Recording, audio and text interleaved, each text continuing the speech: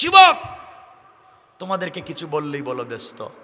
যুবক আসো না তাফসিরে ব্যস্ত, আসো না ওয়াজে ব্যস্ত, আসো না নামাজে ব্যস্ত, আসো না ইসলামী আন্দোলন করি ব্যস্ত, আসো না দ্বীনের কাজ করি ব্যস্ত। আরে বোকা, তুমি দুনিয়া দুনিয়া দুনিয়া দুনিয়া বলে যতটুকুন ব্যস্ত, তোমার চাইতে 1000 কোটি গুণ বেশি ব্যস্ত আজরাইল তোমাকে নিয়ে। ঠিক কিনা বলেন? তোমাকে নিয়ে আজরাইল বেশি ব্যস্ত। পীরের বাজারের যুবকেরা শোনো, তোমার সিলেট শহরে বিজনেস আছে, হয়তো তোমাকে জিন্দাবাজার বন্দর না হয় কালীঘাটে বড় বিজনেস ম্যাগনেট। তুমি বিজনেস করতে গিয়ে জোহরের নামাজ নাই, ব্যবসা করতে গিয়ে আসরের নামাজ নাই, ব্যবসা করতে গিয়ে মাগরিবের নামাজ নাই, ব্যবসা করতে গিয়ে ইশার নামাজ নাই, শুধু টাকা টাকা টাকা। তোমার বিজনেস, তোমার টাকা। বিজনেস করতে করতে রাত্র 10টায় কেসের বাক্স খুলে টাকা গুনতে গিয়েছ, আজ কত টাকা বিজনেস করেছ, কত টাকা লাভ হয়েছে। তুমি যখন টাকা গুনতে গিয়েছ বুকা, তুমি জানোই না হতে পারে তোমার কেসের বাক্সের ভিতরে আজরাইল বসা। আজরাইল আল্লাহকে বলছে, আল্লাহ আমসিক আও আতরুক, ওরে কি ছাইড়া দিব না ধর্ম? ও বলতেছে বিজনেস তার, ও বলতেছে টাকা তার, ও বলতেছে সব তার। তুমি বলো সব দিয়েছো তুমি, ও বলতেছে সব তার, ওরে কি ছাইড়া দিব না ধর্ম? ও তো টাকা গুনতেছে। আল্লাহ করে কান বরাবর একটা গরম থাপ্পড় দে। আল্লাহ থাপ্পড় দিলে হইব কি? থাপ্পড় দিলে মাথা গরম হইব। মাথা গরম হইলে হইব কি? মাথা গরম হইলেই ব্রেইন স্ট্রোক। হ্যাঁ, হয়নি এভাবে কথা বলে না, হয়নি। যুবক, তোমার নাকি আমেরিকার স্পন্সর এসেছে, তোমার নাকি ইংল্যান্ডের সাপোর্টিং লেটার এসেছে, তুমি নাকি স্টুডেন্ট বিষয়ে কানাডা চলে যাচ্ছ, তোমার আগামীকালকে সকাল 10টায় ফ্লাইট, তোমার পাসপোর্টে ভিসা লাগানো, তুমি ওয়েস্টার্ন কান্ট্রিতে চলে যাচ্ছ। সো হ্যাপি লাইফ তুমি এনজয় করবে, এই চিন্তা করে বন্ধু বান্ধবের কাছ থেকে বিদায় নিচ্ছ। তুমি সবার কাছ থেকে বুঝে বুঝে বিদায় নিচ্ছ, অথচ একবার রবের কথা তোমার স্মরণ নাই, রবের কদমে সেজদায় পড়ে শুকরিয়া জ্ঞাপন করছো না। সবার কাছ থেকে বিদায় নিয়া রাত্রবেলা ঘুমানোর জন্য বিছানায় আসছো, তোমার বালিশের দাম 50,000 টাকা, বালিশের নিচে রাখছো তোমার পাসপোর্ট, তোমার বেডের দাম 1 লক্ষ টাকা, তোমার বিছানার দাম কয়েক লক্ষ টাকা, তোমার ঘর air condition, air cooler, tiles আর সিরামিক ফিট করা ঘর। আগামীকালকে তোমার ফ্লাইট, সবার কাছ থেকে বিদায় নিয়া ব্যাগেজ আর লাগেজ ঠিক করে রাখছো, পাসপোর্টটা বালিশের নিচে রাখছো। কি আনন্দ আর উল্লাস! চুল কাটছো, দাড়ি কাটছো, ফর্ম শেভ করেছ, সব ঠিক। সকালবেলা তুমি পাসপোর্ট নিয়ে এয়ারপোর্টে চলে যাইবে। আরে বোকা, তুমি জানোই না হতে পারে তোমার বালিশের নিচে আজরাইল বসা।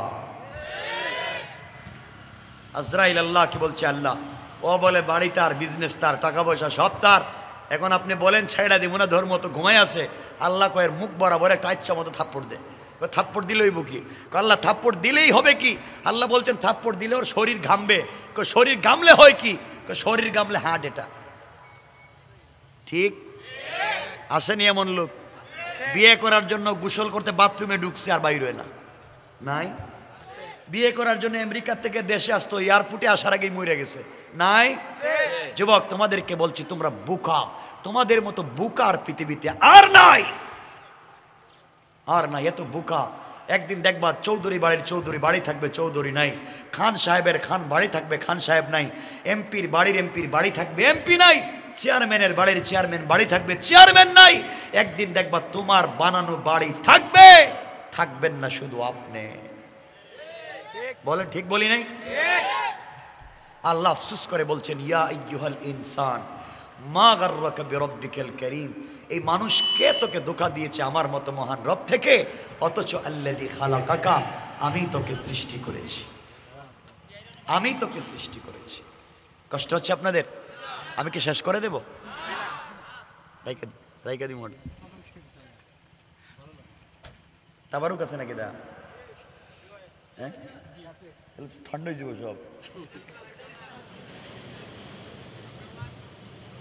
কষ্ট হচ্ছে না তো? কিছুক্ষণ চালাবো? মানে আমার আগামী প্রোগ্রাম সব ক্যান্সেল করে দিলেন।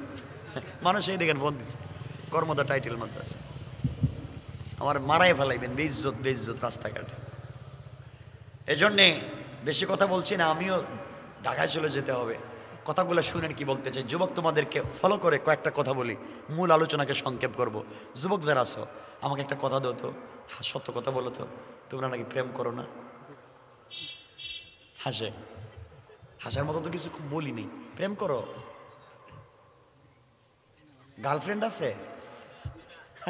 এরা তো ওলিয়া উলিয়া দেখতেছি, কত ভদ্র ছেলে। আরে প্রেম করো, আমার আপত্তি নেই, প্রেম তো বুঝা লাগবে। আমিও তো প্রেমিক, আমিও তো প্রেম করি। তোমরা তো ভুল জায়গায় প্রেম করেছো, প্রেম তো বুঝোই নাই কেমনে করা লাগে। যুবক তোমাদেরকে বলছে শোনো, তোমার নাকি গার্লফ্রেন্ড আছে, তোমার গার্লফ্রেন্ডের চামড়া স্টাইলিস্ট, তোমার গার্লফ্রেন্ডের চেহারা বিউটিফুল, তার বয়স এক্সট্রা অর্ডিনারি করা, তার গলার আওয়াজ শুনলে তুমি কুত্তার মতো রাস্তায় বাইরে দৌড়াও। হ্যাঁ, সে কিছু বললেই তুমি দৌড়াও। আরে বোকা, তুমি যার প্রেমে পড়েছ, যার প্রেমে পড়ে মা বাবার সঙ্গে খারাপ ব্যবহার শুরু করেছ, যার প্রেমে পড়ে ফেন্সিডিল ইয়াবা খাওয়া শুরু করেছ, যার প্রেমে পড়ে 30 বছর বিদেশে থেকে সব টাকা ওই মেয়ের ফ্যামিলির পিছনে খরচ করতেছ, যার প্রেমে পড়ে মা বাবার মাথায় চুন খালি লেপন করেছ, যার প্রেমে পড়ে অস্তিত্ব নষ্ট করেছ, সারা দিন টেনশন করো। আরে বোকা, তুমি জানো না এই মেয়ে যদি আজকে রাত্রে মইরা যায়, যার জন্য সারা রাত জেগে জেগে টেলিফোনে কথা বলো, এই মেয়ে যদি আজকে রাত্রে মইরা যায়, 72 ঘন্টার ভিতরে তার চামড়ার থেকে বের হবে পোকা। পোকা, ঠিক বলি নাই? পোকা। কের প্রেম করেছ? কিসের প্রেম করেছ? যুবক, তুমি যেই মেয়ের প্রেমে পড়ে 30 বছরের বিদেশে টাকা তার ফ্যামিলির পিছনে খরচ করো, দেশে তাইকা যা পাও সব ওই মেয়েকে দাও, বিভিন্ন দিবসে তাকে নিয়ে ঘুরো আর খাও। আরে বোকা, তুই জানিস না যার পিছনে অস্তিত্ব নষ্ট করলে ওই মেয়ে যদি আগামীকালকে সকালবেলা ঘুম থেকে উঠে তোমার চাইতে স্মার্ট, তোমার চাইতে টাকাওয়ালা আর একটা যুবককে পেয়ে যায়, তোমাকে বুইলা যাইতে হয়তো 1 মিনিটও লাগবে না। কে তোমাকে ধোঁকা দিল? কে তোমাকে বলল সেই পথে যাওয়ার জন্য? প্রেম করো, রবের সাথে করো, রবের সাথে প্রেম করো, রব তোমাকে কোনোদিন ভুলে যাবে না। রবের সাথে প্রেম তো আমার রসুল করেছিলেন, আল্লাহর প্রেমিক তো আমার রসুল ছিলেন, এজন্য নাম হাবিবুল্লাহ, এজন্য তার নাম খালিলুল্লাহ না, নাম তো হাবিবুল্লাহ। প্রেমিক তো রসুল না, প্রেমিক তো আল্লাহ আমার রসুলের। এজন্য মাঝে মাঝে আমার রসুলকে আমার আল্লাহ ডাক দিতেন, ইয়া আইয়ুহাল মুদ্দাসসির, ইয়া আইয়ুহাল মুজাম্মিল, কুম ফাআনজির, ওয়া রাব্বাকা ফাকাব্বির, ওয়া সিয়াবাকা ফাতাহির, ওয়া চাদর ওয়ালা চাদর খোলো, কম্বল ওয়ালা কম্বলের নিচ থেকে বের হও। ও প্রেমিক হাবিবুল্লাহ, তুমি খাদিজার সঙ্গে কম্বলের নিচে, আমি প্রেমিক আল্লাহ আরশ ইস্তাওয়া, আরশে আসিমে একা একা ভালো লাগে না। প্রেমিক তুমি বের হও কম্বলের নিচ থেকে, ফাতেমাকে এক জায়গায় শোয়া দাও, খাদিজাকে আরেক জায়গায় রেখে দাও। লা তাখুযুহু সিনাতুম ওয়ালা নাওম, তুমি ঘুমাচ্ছ, তোমার প্রেমিক তো ঘুমায় না, তোমার প্রেমিক তো আরশে আসিমে ভালো লাগে না। বন্ধু, একটাবার ঘুম থেকে উঠো, সিজদায় পড়ে সুবহান বলে ডাক দেও, আমি কথা দিলাম আরশে আসিমে থাকবো না, সাথে সাথে তোমার ঘরের দরজায় হাজির হয়ে যাবে। রব তো তার নাম। রব আফসোস করে বলছেন, ইয়া আইয়ুহাল ইনসান মা গাররাকা বিরাব্বিকাল কারীম, মানুষ কি হয়েছে তোদের, কে ধোঁকা দিল আমার মতো মহান রব থেকে? কেন আমার কাছে ফিরে আসছো না? কি হয়েছে তোমাদের, কেন আমাকে চিনছ না? আসমান তো আল্লাহ কি বলছি, ইদাস সামাউন শাক্কাত, আল্লাহ আমি আসমান কি ভেঙে দিব? জমিন বলছি ইদা জুলজিলাতিল আরদু জিলজালাহা, আমি কি জমিনে ভূমিকম্প শুরু করব? ইসরাফিল বলছে আমি কি সিংহায় ফুঁক দিব? রব বলছেন দিস না, রব বলছেন ভাঙ্গিস না, রব বলছেন ভূমিকম্প দিস না। কেন? এরা তো একটাও তোমার পক্ষের না, সব তো নাফরমান আর বদমাইশ, এদেরকে জমিনে রাইখা লাভ কি? আল্লাহ বলছেন তোমরা জানো না, মোল্লার চোখের কিছু যুবক আর যুবতী যাদের বডিতে জোয়ানি আছে, যাদের বডিতে যৌবন আছে, সারা রাত্র মদের বারে বদমাইশি করে কাটায় দিতে পারত। এই জোয়ান আর জোয়ানি, এই যুবক আর যুবতী গভীর রাত্রে আরামের বিছানা ছাইড়া ঠান্ডা পানি দিয়ে ওযু করে, গভীর রাত্রে যখন সিজদায় পড়ে আমাকে সুবহান বলে ডাক দে, আমি আল্লাহর ভিতর থেকে সকল দুঃখ কষ্ট দূর হয়ে যায়। রব তো তার নাম। গোলাম যখন সিজদায় গিয়ে পড়ে, আলা তখন ফেরেশতাদেরকে আল্লাহ বলছেন, ও কি বলছে, মোল্লার চোখের যুবকটা কি বলছে? আল্লাহ ও বলছে, আলা তুমি বড়, সে ছোট, জীবনে আর অহংকার করবে না। আল্লাহ বলছেন, এই মোল্লার চোখের জোয়ান আর জোয়ানি কি আমাকে দেখছে? আল্লাহ না দেখেই বলছে তুমি বড়, হ্যাঁ ছোট বহুত অপরাধ করছে। আল্লাহ বলেন, আলাইতানি, অবশ্যই আমি বড়, আর আমার গোলাম আমাকে না দেখা জিন্দগির একটা পর্যায়ে এসে আমাকে স্বীকার করবার কারণে আলাইতুকা, গোলাম তোকে দুনিয়ায় বানালাম বড়, আর আখিরাতে দিলাম বিনা হিসাবে জান্নাত। পড়েন না সুবহানাল্লাহ। গোলাম যখন সেজদায় গিয়ে পড়ে আলা, তখন আল্লাহ ফেরেশতাদেরকে জিজ্ঞাসা করেন, বলছে কি? আল্লাহ বলছে, আলা তুমি নাকি বড়? আলা তুমি বড়, সে ছোট। আল্লাহ ও বলছে, আলা তুমি বড়, সে ছোট। সুবহান যখন বলে, আল্লাহ বলছেন, ও বলছে আমি অপবিত্র, আর আল্লাহ হচ্ছেন পবিত্র। আল্লাহ বলছেন, অবশ্যই তো, অবশ্যই তো। গোলাম যখন বলে সুবহান, ফেরেশতাদেরকে বলেন কি বলছে?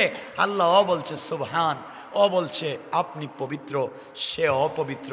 জীবনে বহুত শয়তানি নাফরমানি করছে, আজকে স্বীকার করছে। আল্লাহ বলেন সাব্বাহতানি, অবশ্যই আমি পবিত্র। গোলাম আমাকে পবিত্র বলে স্বীকার করবার কারণে সাব্বাহতুকা, গোলাম দুনিয়ায় বানালাম তোকে পবিত্র, আর আখিরাতে পবিত্র বানাইয়া বহুত পয়গম্বরদের আগে জান্নাতের ফয়সালা করে দিলাম।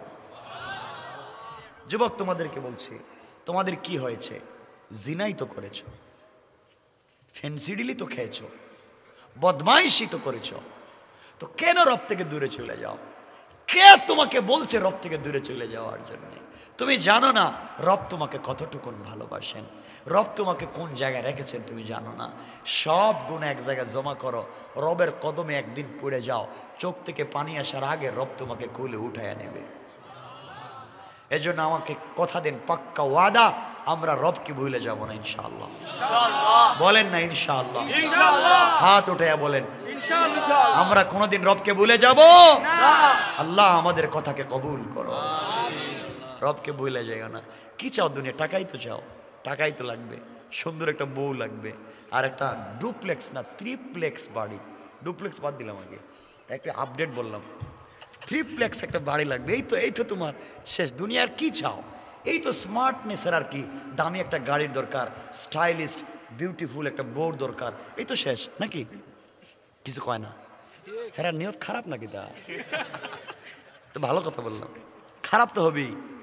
জিন্দগিতে বউরে একদিন বলে না, বউর কাছে গিয়ে বলে না, বউ তুমি খুব সুন্দর, জিন্দগিতে কেন নিজের শৌকে বউরে ভাল লাগে না, সে তো ভাল লাগে পাশের বাসার বাবিরে, নিজের বউরে ভাল লাগে না।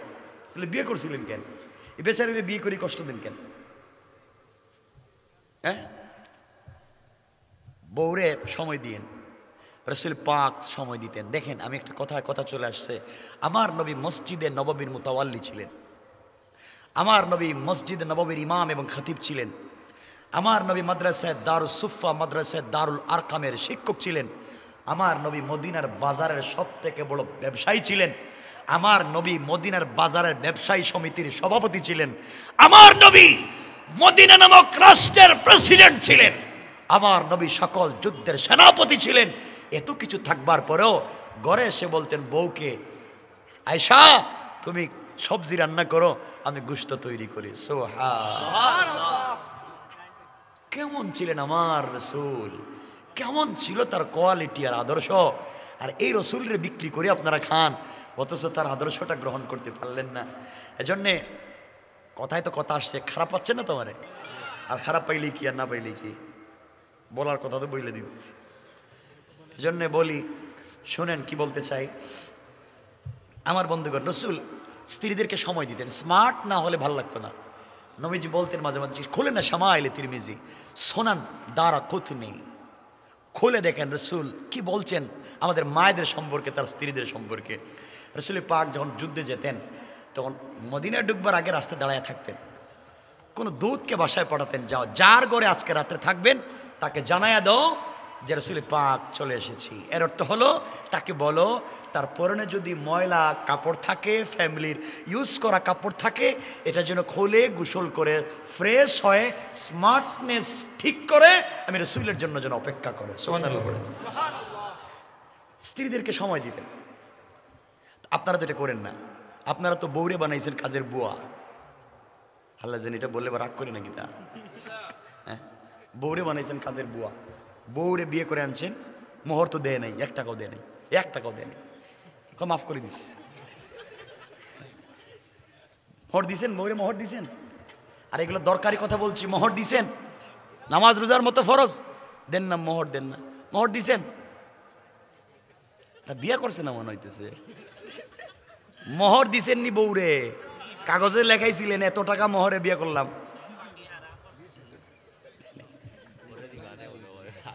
মনে হচ্ছে পীরের বাজারের মায়েরা মনে খুব ভদ্র, এরা মাফ করে দেয়, এটা ভাদ্র, মাফ করে দেয় মনে হয়, এটা ভালো জিনিস। মাপ পাইছেন না আপনারা? কারা কারা মাপ পাইছেন একটু হাত দেখান, বরকতি হাতটা দেখি তো, হাত উঠে না কেউ, হাত দেখেন না কারা কারা মাপ পাইছেন। দেখাইলে কি ক্ষতি, ক্ষতি কি? মাপ পাইছেন এটা দেখান না কেন? হাত নাই, কেউ হাত দেখাইবেন না, মাপ দেয় নাই কেউ রে।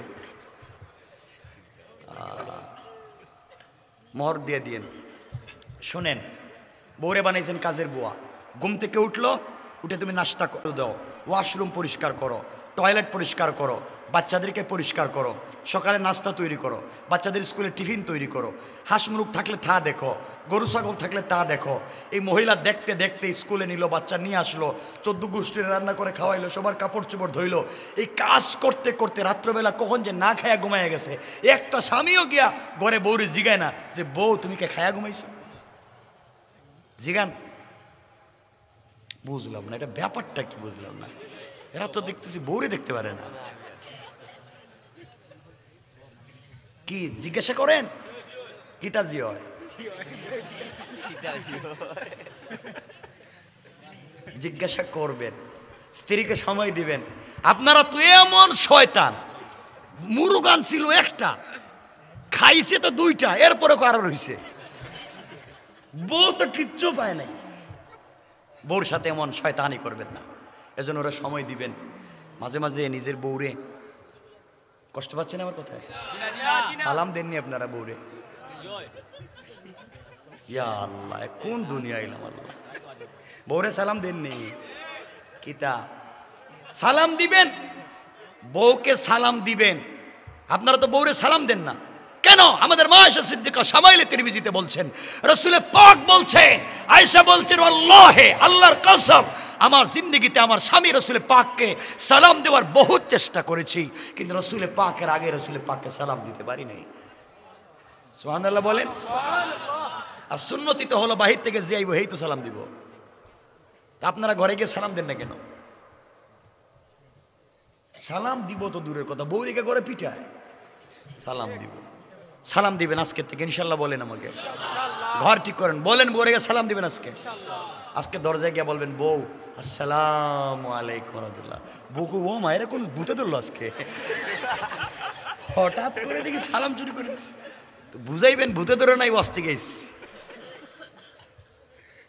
এই জন্য সালাম দিবেন। আজকের থেকে সালাম শুরু তো ইনশাল্লাহ, বলেন না? মাঝে মাঝে শোনো কি বলি, আরে ভালো কথা বলতেছি, মাঝে মাঝে বউ টুটে লিপস্টিক লাগাইয়া দিও। হাসে কেন? তোমাদের পছন্দ না হলে আমার কথা, প্রশ্ন হলে দাঁড়িয়ে প্রশ্ন করো, উত্তর দিব, ঠিক আছে তো? টুটে লিপস্টিক লাগাইয়া দিও মাঝে মাঝে।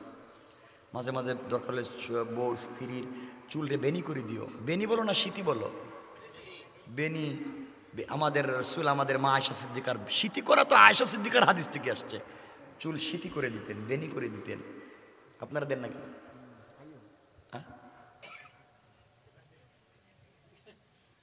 কি আমি বুঝতেছি না কিছু। আরে কি বলতেছি, এটা তো পরিবারের সৌন্দর্য। নিজের বউকে সব থেকে স্মার্ট করে নিজের সামনে রাখেন, প্রয়োজনে চুলরে কালারিং করেন, টিকটকের জন্য না। হাসি, চুল কালার করা হারাম, শুধু কালো কালার হারাম, কালো খিজাব হারাম, বাকি কোনো কালার হারাম না। আমি কালারিং করে রাস্তায় বাইরে আই না, এই কি যে টিকটক বানাতে বলছি না, শুধুমাত্র স্বামীর সামনে সৌন্দর্য প্রকাশ করতে বলছি। প্রয়োজনে স্ত্রীর স্ত্রী পিস পরান, সেন্ডু গেঞ্জি পরান।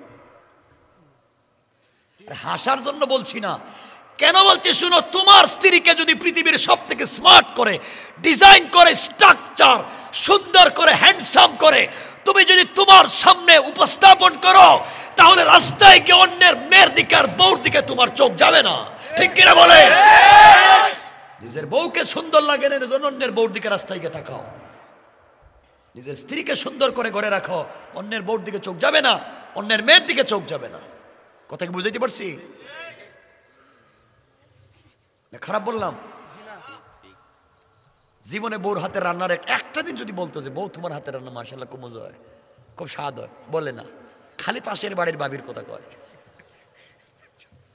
এগুলো বাদ দেন, আল্লাহ আমাদের ভালো করুক। সবাই বলেন আমিন।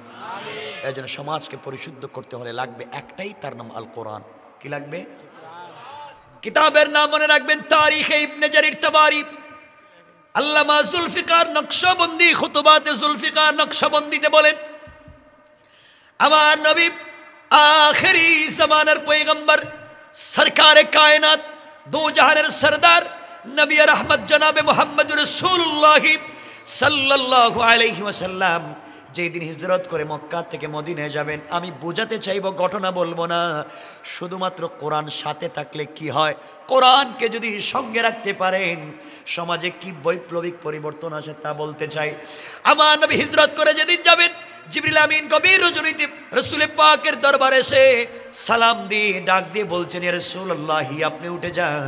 রাসূল পাক উঠে গেলেন। জিবরিল আমিন বলছেন, পয়গম্বরে আরবি আপনি সফর শুরু করেন ইয়াসরিবের দিকে, খেজুর বাগানের দিকে, অর্থাৎ মদিনার দিকে হিজরত শুরু করেন। আমার নবী হিজরতের জন্য তৈরি হয়ে গেলেন। আলীকে নিজের বিছানায় শোয়া দিলেন। নবীজি তৈরি হয়ে বের হয়ে যাবেন আল্লাহর কথাকে মেনে নিয়া। হঠাৎ করে কানে আওয়াজ আসলো, রাসূল পাকের কানের পর্দায় আওয়াজ লেগে গেল, ঘরের চতুর্দিকে বাহিরে যেন কাফের বেঈমানেরা তীর নিয়ে নেশা নিয়ে বল্লম নিয়ে দাঁড়িয়ে আছে আমার নবীকে আঘাত করবার জন্যে, ঘর থেকে বের হলে মেরে ফেলবার জন্যে।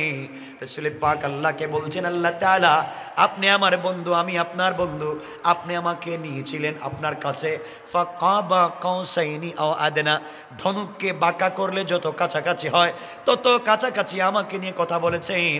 আপনি বলেন তো দেখি, আমাকে ঘর থেকে বের হওয়ার কথা বললেন, অথচ মক্কার সকল কাফেরেরা আমার ঘরকে ঘিরে ফেলে দিয়েছে, যে কোনো সময় আঘাত করবে, যে কোনো সময় আঘাত করবে, আমার ঘরের ভিতরে তারা আঘাত করবে। পয়গম্বরে আরবি আপনি বলেন তো দেখি কি করতে পারি। পয়গম্বরে আরবি আল্লাহকে বলছেন, আল্লাহ তাআলা আমি কি করতে পারি, কেমনে ঘর থেকে বের হব? আল্লাহ রাব্বুল ইজ্জত ওয়াল জালাল বলছেন, বন্ধুরে তুমি ঘর থেকে বের হওয়ার দায়িত্ব তোমার, আর আমি আল্লাহ হেফাজতের জিম্মাদার স্বয়ং আমি আল্লাহ নিয়েছি। আমার মুসলমান ভাইরা, আমার মুসলমান বন্ধুগণ, যে কথা বলতে চাই, আল্লাহর পয়গম্বর ঘর থেকে বের হয়ে যাবেন। আল্লাহকে বলছেন, আল্লাহ তাআলা আপনি বলেছেন আমি ঘর থেকে বের হব, ওয়ালাকিন লিয়াতমাইন্না কলবি, অন্তরে শান্তি পাচ্ছি না, যে কোনো সময় কাফেরেরা আঘাত করবে, মেরে ফেলবে। পয়গম্বরে আরবিকে আল্লাহ বলছেন, বন্ধুরে কি চাও? ওসিলা চাই। আল্লাহ বললেন, কাজ করো, হাতের মধ্যে কিছু কঙ্কর নেও, হাতের মধ্যে কিছু বালি নেও, হাতের মধ্যে কিছু পাথর নেও, কোরআন থেকে তেলাওয়াত করো। আপনার কাছে 4 গুণ আছে, আপনি অহংকার করেন না, কেউ গালি দিলে জবাব দেন না, রুকু সিজদা আমি আল্লাহর পায়ে করেন, আর সব সময় রবের কাছে তওবা ইস্তেগফারে আপনি ব্যস্ত, আপনি কোনোদিন ক্ষতিগ্রস্ত হবেন না। ইল্লাল্লাযীনা আমানু, আপনার ঈমান আছে, ওয়া আমিলুস সালিহাত, আপনি নেক আমল করেন, ওয়া তাওয়াসাউ বিল হক, আপনি হকের উপরে থাকেন, ওয়া তাওয়াসাউ বিস সবর, সকল জালেমের জুলুমে আপনি ধৈর্য ধারণ করেন, আপনি কোনোদিন ক্ষতিগ্রস্ত হবেন না।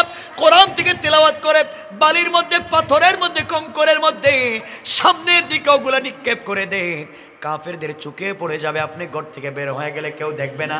পয়গম্বরে আরবি আল্লাহকে বলছেন, আল্লাহ তাআলা আমি যে নিক্ষেপ করব, আমি যে আঘাত করব, আমি তো একদিকে মারবো, কাফেররা তো চতুর্দিকে আছে, যে কোনো দিক থেকে আমাকে আঘাত করতে পারে। আল্লাহ ডাক দিয়া বললেন, বন্ধুরে তোমাকে কথা দিলাম, নিক্ষেপ করার দায়িত্ব তোমার, তুমি যে কোনো একদিকে নিক্ষেপ করে দাও, আর সকল কাফেরদের চুকে চুকে ফেলে দেওয়ার জিম্মাদার স্বয়ং আমি আল্লাহ। সংক্ষেপ করে বলি, আমার নবী এক পর্যায়ে হাতের মধ্যে কঙ্কর নিয়ে, বালি নিয়ে সামনের দিকে কোরআন থেকে তেলাওয়াত করে কাফেরদের সামনের দিকে মেরে ফেললেন। দরজা খুলে তাকায়া দেখেন পিছনের কাফের ডাইনে বামে সকল কাফেরদের চোখের মধ্যে বালি পড়ে গেল। সবাই চোখগুলাকে রগড়াতে লাগলো, চোখ মুছতে লাগলো। আমার নবী মদিনায় পৌঁছে গেলেন, কেউ দেখলো না। দীর্ঘ ঘটনা। মদিনায় যাওয়ার পর আল্লাহ একদিন রসুলে পাককে বলছেন, বন্ধুরের জবাব দাও, ওই দিন কেমনে গেলে? তুমি না বলছো একদিকে পাথর মারলে একদিকে যায়, তুমি তো সামনের দিকে নিক্ষেপ করলে, পিছন দিকে কেমনে গেল? ডাইনে বামে কেমনে গেল বলো তো? আমার নবী জবাব দিলেন, পয়গম্বরে আরবি জবাব দিলেন, আল্লাহ তাআলা আপনি জানেন কেমনে গিয়েছে, আমি জানি না। আমার আল্লাহ জবাব দিলেন, বন্ধু তাহলে শোনো, আমার রামাইতা ইযা রামাইতা ওয়ালাকিন্নাল্লাহ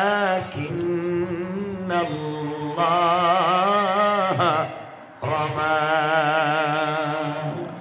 বন্ধুরে তুমি যখন পাথরগুলো নিক্ষেপ করেছো, আমি আল্লাহর উপরে ভরসা করে কোরআন থেকে তিলাওয়াত করে সঙ্গে সঙ্গে হাতটা তোমার থাকে নাই, আমি আল্লাহর কুদরতের হাত হয়ে গিয়েছে।